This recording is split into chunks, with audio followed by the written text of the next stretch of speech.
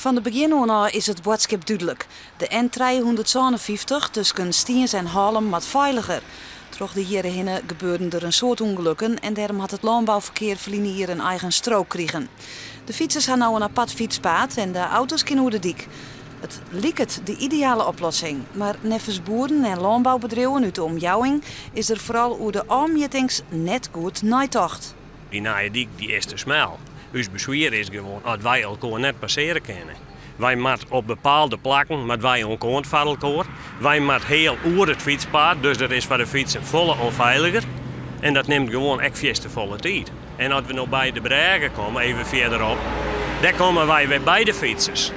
Dat wordt echt al net veiliger voor die fietsers. En alle keren dat wij een stuk loning maken, moeten wij het fietspad oorsteken. Terwijl die fietsen vlak naast ons rijden. Dus dan had ze krijgt niet in de derde hoeken van een spiegel. Boeren en leenbedrijven verwijten de provincie dat ze net goed bij het proces belutsen binnen. Schande vinden ze, want de dik is er nevens haar nou alleen maar onveiliger op worden. We zijn in het begin belutsen bij de plan. Er was sprake van dat zij een aparte trekkerbaan en een fietspad hebben. En dat we een informatiebijeenkomst, dat ik de dwarsbelang en alles bij ben. Daar ben wij zelf heel goed nodig en ben weer geweest. Daar hebben wij onjong dat wij voorstander zijn van gescheiden fiets- en landbouwverkeer. Daar is u verteld dat wij weer uitnodigen worden voor verdere gesprekken en informatiebijeenkomsten. En die uitnodiging heb ik tot op de dag van juist nog nooit gehad.